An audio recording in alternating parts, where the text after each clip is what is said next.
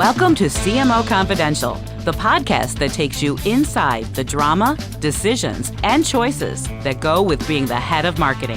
Hosted by five-time CMO Mike Linton. Welcome, marketers, advertisers, and those who love them to Chief Marketing Officer Confidential. CMO Confidential is a program that takes you inside the drama, the decisions, and the politics that go with being the head of marketing at any company in what is one of the most scrutinized jobs in the executive suite. I'm Mike Linton, the former Chief Marketing Officer of Best Buy, eBay, Farmers Insurance, and Ancestry.com, here today with my guest, Kate Bullis. Today's topic, a top search executive's view of tech, marketing, and the marketplace. Now, Kate is a global marketing and revenue practice leader and managing director of ZRG Partners, a global top 10 talent advisory company. She probably has one of the longest business cards in the world as well. Now, she has been in executive search her entire career and handles about 20 to 25 marketing assignments annually. Full disclosure, I've known Kate for a number of years. She is a champion of marketing and the marketing function. Welcome, Kate. Thank you for having me, Mike. All right, let's just jump into it. Let's talk about the job market overall. We've heard from a lot of listeners that the market is slow and there aren't a lot of jobs out there right now. Share your thoughts with us on the marketplace. Yeah, well, clearly I do want to make sure that I'm clear on the market that I'm aware of, right? The market that I really deal with is at the executive level. So when I look at the difference between the number of opportunities that are in the market today as compared to a year ago, 2-3 years ago, I'm speaking from that perspective.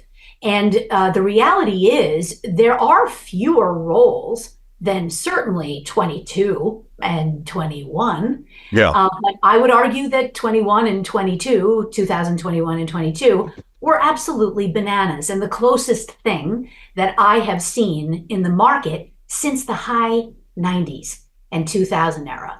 And those days were not sustainable either, just like 21 and 22 and parts of 23 were not sustainable. And so I would argue that what we have seen is a bit of a correction, certainly not a recession. And I would also say that when I look at the number of engagements that we're working on right now, as compared to 2 years ago or last year, it's almost identical. So if I look, I hear you saying, correct me if I'm wrong, that if you look over the marketplace over time, it's pretty much stable. It just had a big pull forward, then a drop off, and now it's back to normal. Is that a fair way to look at it? If we can say whatever normal is, right? But yes, that is what I'm saying. What I'm saying is we have to keep in mind that in 21 and 22, we were on this massive growth trajectory, basically mostly because of a reaction to a global pandemic. Yeah. And we saw valuations escalate to the point of ridiculousness in many occasions. It was crazy. It was crazy time. And we saw growth at all costs and not so much the worry of profit. And so those things we've corrected. That's all. And this is healthy. Okay, let's flip over to the B2B space. I know you do a huge amount of work in B2B and you're sitting in the center of Techland in NorCal. One of our early guests said, aside from cybersecurity and AI, you can make a case that the B2B marketplace is in a bit of a recession. I think you may disagree with that, but tell all our listeners what's going on in the B2B marketplace, not just the overall jobs marketplace. Sure. Yeah, thank you. So I understand why that perception might be the case, the perception of cybersecurity and AI keeping the lights on for B2B. And I wouldn't disagree that those are white hot areas in B2B. But my personal, I look at my current portfolio of work. One of the CMO searches that we're leading right now is decidedly AI, and we just completed one in that category as well. The other CMO and VP marketing searches that we're leading right now across the country are all but one are B2B. And none of them are in cybersecurity. So is B2B making a comeback, or what's going on? Because they got hammered by the valuation. So here's what's happening. Yeah. And it's age old. It has nothing to do with this moment in time. And that is that enterprise technology and B2B companies in general are always in need of CMOs. And it's not just because of the perception that the CMO is constantly being churned out every 24 months or 36 months. It's because companies in transition, companies in transformation always need newness in marketing. And that sometimes translates into a new CMO. And what I mean by that specifically is a company that is now going from a moment in time from growth to scale, I would argue, is a candidate for a new leadership for new leadership in marketing. A company that is expanding its market base, its segments, for example, or its verticals. A company that's wildly expanding on its products and is offering from, say, single product to platform. These are all companies that have new leadership, ownership, companies that are transitioning from, say, venture capital backed to private equity to publicly traded. These are all representative moments in time that we see new leadership in marketing become necessary. And as long as those things remain the case, you can always expect technology and B2B companies to be hiring. That is such an interesting perspective, which what you just said is the companies, as they grow up, they have to get what they need. And there's enough of a diversity of CMO types that you can't, one size doesn't fit all. You have to go get the type right for you. That is exactly the case. And it has nothing to do with domain. Okay, that is super interesting. Look, we're talking about B2B right now, and everyone went through the revaluation. A bunch of tech companies cut headcount. Can you tell us the difference you're seeing between the public, private, and venture cap companies, and how the CMO job slides in to those types of positions? Sure. So I think the first part of your question is just about venture. So those are three categories. And I know. Yeah. It was a super long and complicated question, so you can take it apart and put it back together as you see fit. So I would say that first of all, I'll state the obvious. When the market started to correct, 2022 and in the beginning of 2023, venture capital backed earlier stage companies suffered fastest and most. Right. These are the companies that are they're much closer to the bone, so to speak.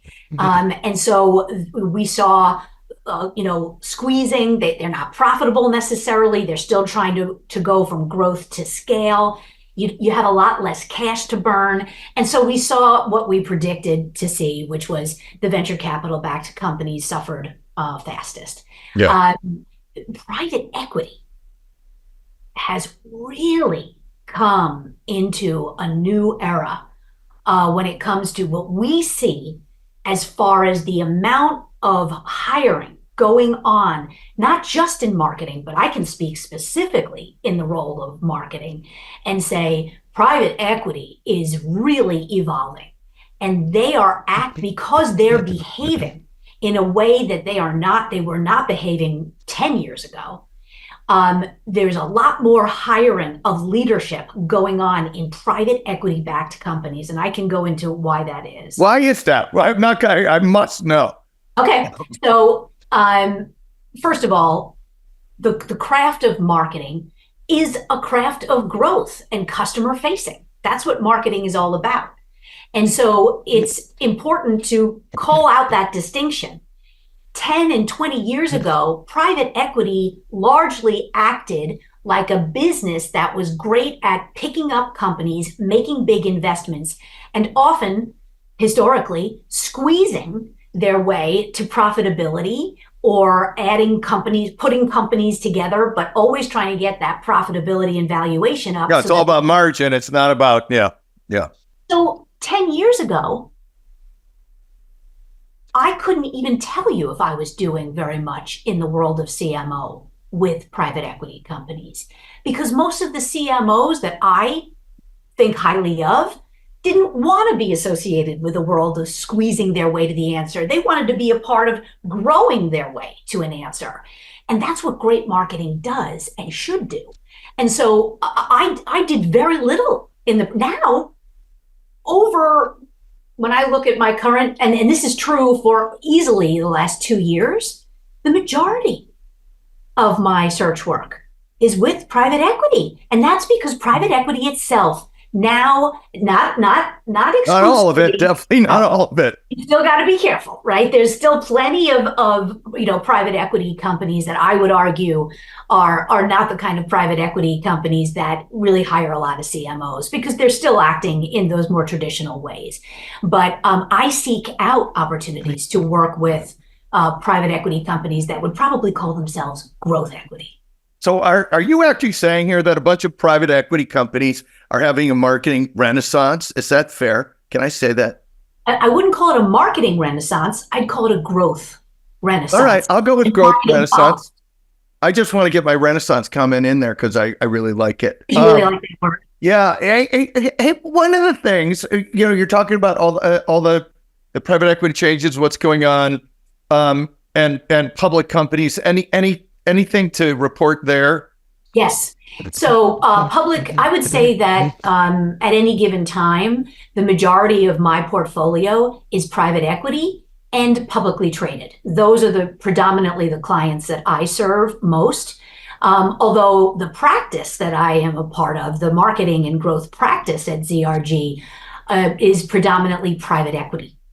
And so what I would say about the publicly traded companies is they are as front and center examples of what I was saying earlier about transformation and transition as the private equity world. And so that's the reason why we continue to do so much in that world. That is super helpful. And I want to follow on with anybody interviewing for these jobs, because one of the things we also hear from our listeners is a belief that searches are taking longer and companies are putting candidates through a lot more interviews. Sometimes they make them write it, do a project. Is that true in your world? And if so, what's driving that? The first answer is yes, it is true. And the second answer is the good news, bad news. Okay, I'll take the good news first. So the good news is the reason why. It translates into ultimately very good news for CMOs, not just for businesses.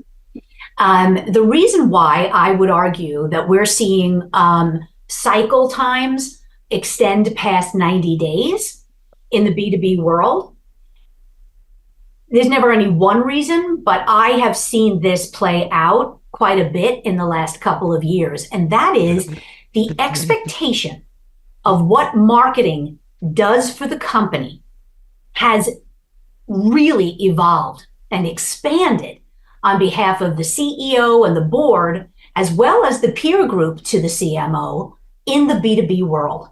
I have seen the firsthand the change that has taken place, particularly in the world of enterprise technology, that expectations have finally begun to match what great CMOs want to be expected for. And so that's why this is good news. It translates into a tougher process. Is that the bad news, that the process takes longer and is harder, or is there more bad news? It is the only bad news, in addition to that, is that the expectations rise, and so too does responsibility. We can talk about this if we've got time for it, but I would argue all day long that the role of the CMO is now more diverse and expanded than any other position in the C-suite outside of maybe the CEO itself. Let's talk about that. That alone is both the good and the bad news for the CMO. I wish you had some passion about this. Let's talk about, you just touched on it. your view on the value of marketing and the fact that more people are starting, or more companies are starting to get it. Tell us about how you are seeing marketing evolve, and then we're gonna go down that a little further. So I would argue that again, I'm speaking from the B2B world now, sure. and in particular, a majority of my work is in the world of enterprise technology. And I would say that 20 years ago, when I was really beginning the journey of focusing on marketing search work in this world, I saw a lot of the kind of behavior that was very common back then, which was marketing was an afterthought. The world was really focused on sales and product. Yeah. And marketing was just, let's just put some lipstick on it as it leaves the building. Yeah. And it was not really perceived in any wide capacity as a must-have. It was a nice to have. And I was doing a lot of, educating in my mind on what it could be and what my clients were missing if they kept that very narrow view. And I'm glad to say I'm not the reason why these things have changed, why companies have evolved, but I am very happy to say that the evolution of that thinking is today. It is now. And it is not, I am not making the arguments for the sheer width and power of great marketing like I used to have to. So that is very, very encouraging. I know you also think a lot of boards in particular, need a marketer. Can you talk about that? Oh, yeah. So it's you're not seeing nearly enough of it as I think we all should. But I mean, I think the evolution of boards is just it's an age-old story, right? We about 20 years ago or so, we started seeing the conversation about the diversification of boards really pick up as a subject. That alone was a great moment. But a lot of the diversity that we were hearing about was diversity of gender, diversity of age, not necessarily diversity of skill. That had to follow for some reason. And frankly, I have been saying for quite some time, great companies recognize that diversity, if you look at a board and you can see the reflection of that board in the C-suite, that ultimately becomes a very diverse board in other ways as well, and much more powerful as far as company results. I advocate not just for at least one marketing background in the boardroom, and the reason for that is knowledge of the customer. Yeah. But I also advocate for where's your risk management, including things like cybersecurity in the boardroom. Yeah. Where is your HR leadership in the boardroom? It can't all be CEOs and CFOs. We at CMO Confidential agree completely with you. Are still shocked by how few marketers are on the board, given how big of a spend it is for so many businesses and how important it is to understand the marketplace, the consumer, and the growth story for the company. And let's face it, consumerization alone is a prime reason why product companies, technology companies can't afford to get away with just thinking that our product will sell itself and we have a great sales force and that's why we're growing. Tell us what you mean exactly by consumerization. The market itself is the boss. Yeah. That's why. The consumer will either champion you or eat you alive. And your products can only last. So the wonderful product that addresses a big problem, I get it. Lots of companies live on that for quite some time. And they can also live on maximization of a sales channel, regardless of what that channel is. But it won't be long before there's a difference between surviving and thriving.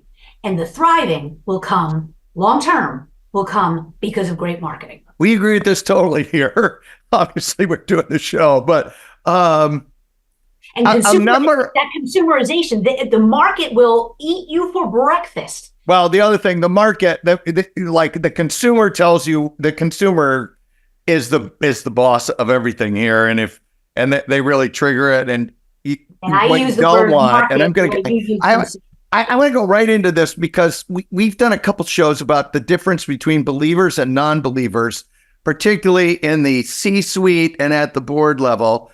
And a lot of our guests have singled out tech companies or B2B companies as marketing non-believers. And what you just mentioned when you said why they don't do marketing, because they think this is a great product. All you have to do is put it out there. We'll just buy search words and they'll buy it forever. So when people are interviewing, how do they decide? What recommendations would you give them to decide this company is actually going to let me drive a growth agenda and let me drive innovation and help with the entire marketplace approach, or they're just going to ask me to help the sales force sell stuff? What questions should candidates ask if they're in this situation where they're trying to say, does this company really believe, or are they just talking about it? Right. Well, first of all, I really appreciate the word believe, although I hate it. Okay. We're not talking about faith here. We're not talking about, oh, either I believe in Santa Claus or I don't. This is hard and fast stuff. All we have to do is point to examples in the market of what a difference maker great marketing is.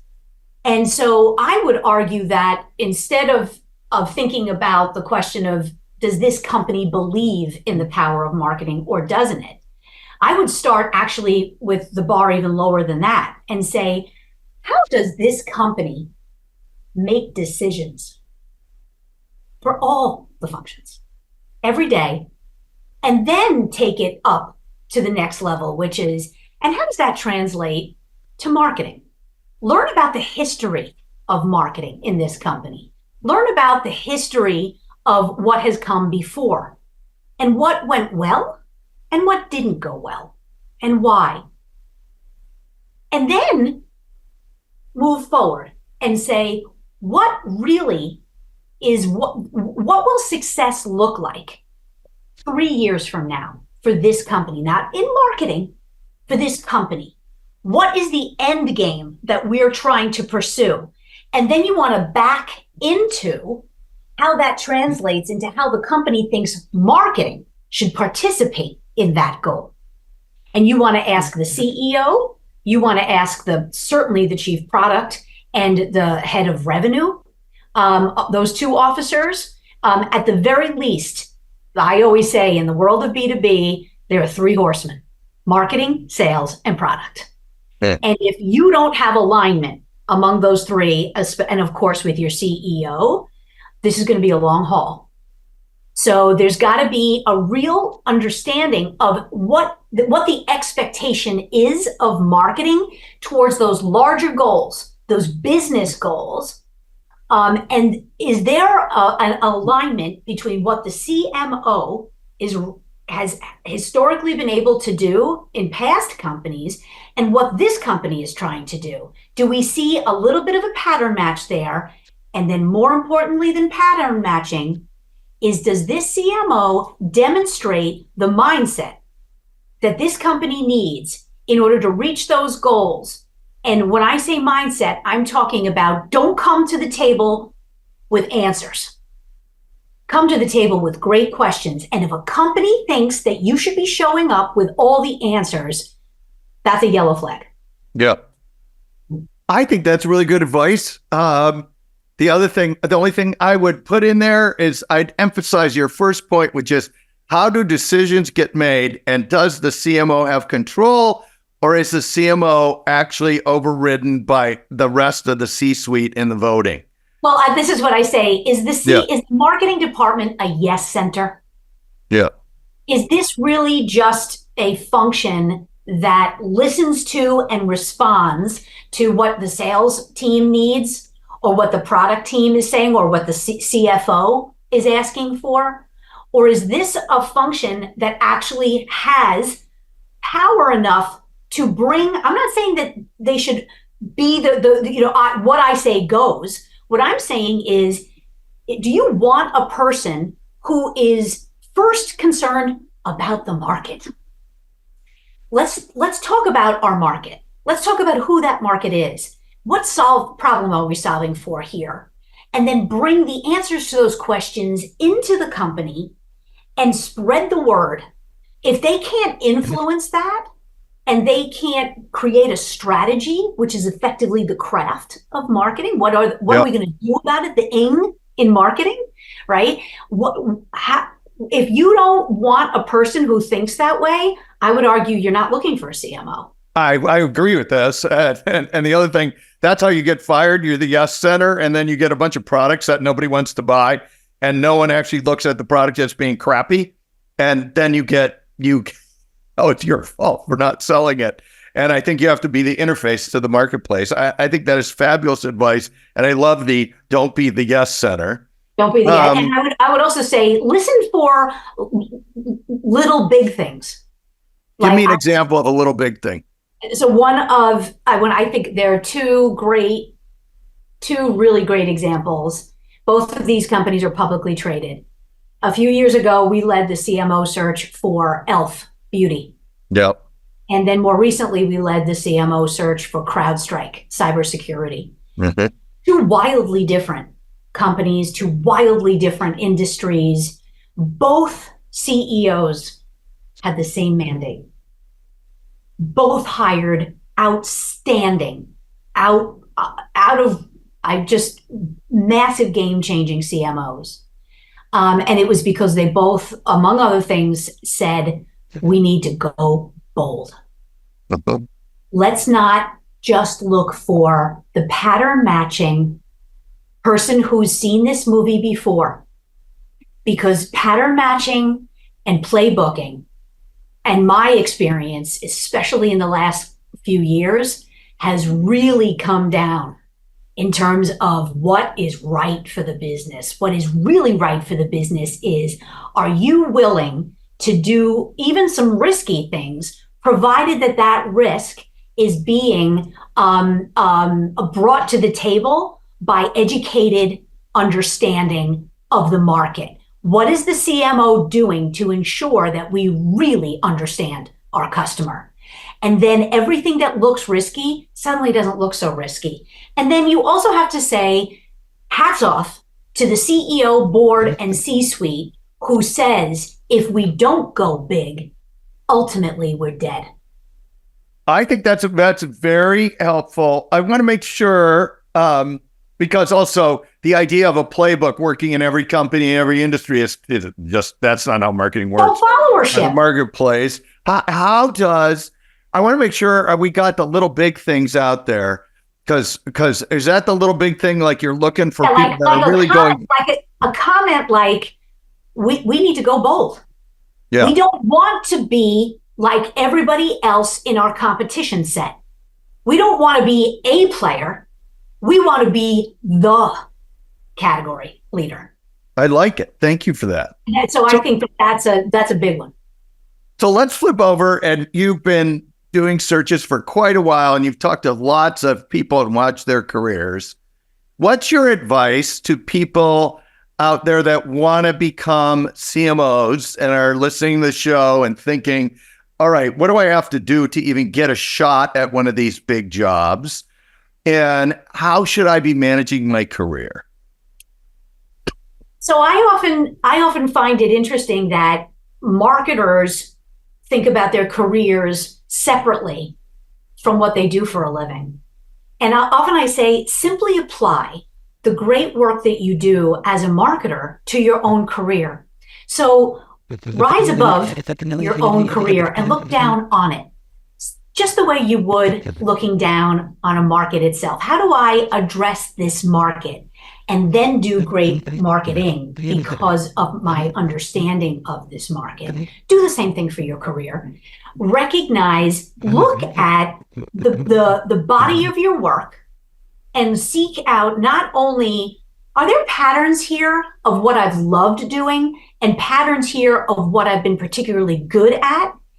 Use those things to your advantage. And it's oftentimes, it's not like, oh, I'm really good at demand generation. or I'm really good at social, or I'm really good at product marketing. Those are departments. Yes, they're not outcomes, they're features. Right. And you should know that about yourself. If you grew up in demand gen and you've got a great reputation working with salespeople, then yes, you should be able to say that that's a superpower of yours. I'm saying more than that.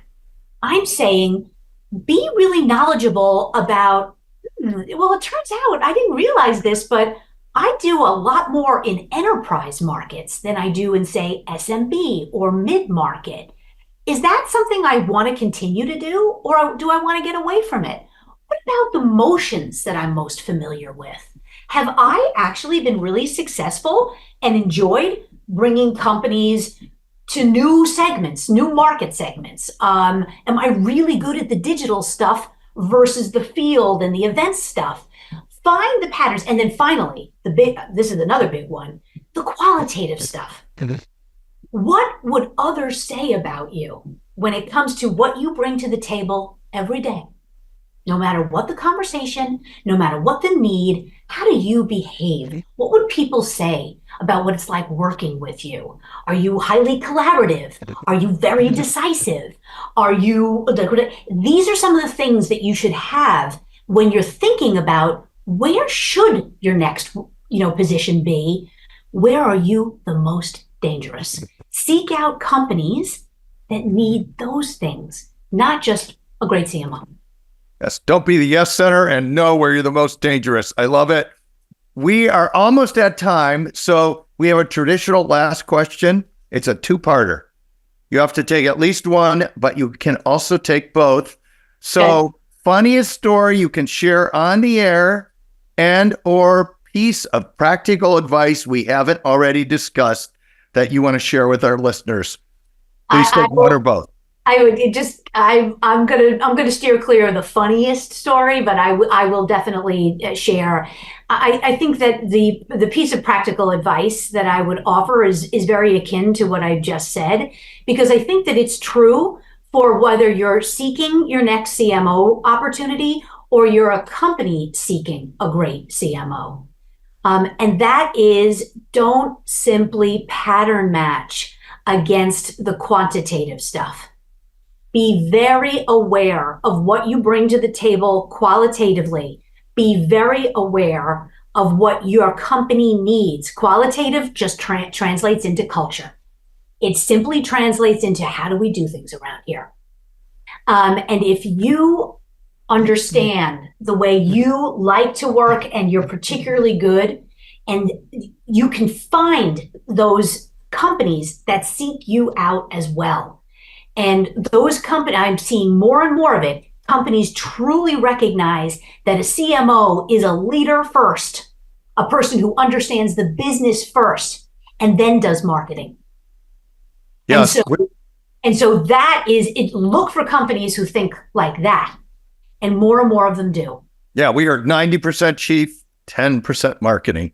That's the CMO job. So yeah, I would say the CMO job is leadership, inspiration, and then craft.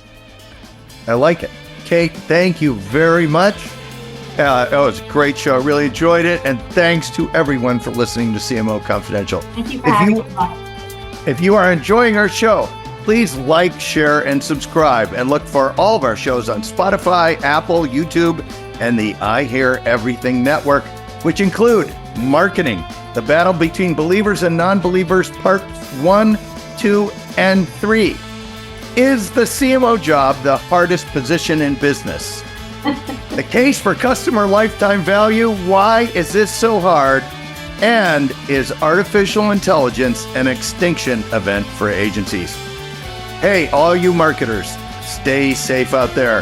This is Mike Linton signing off for CMO Confidential.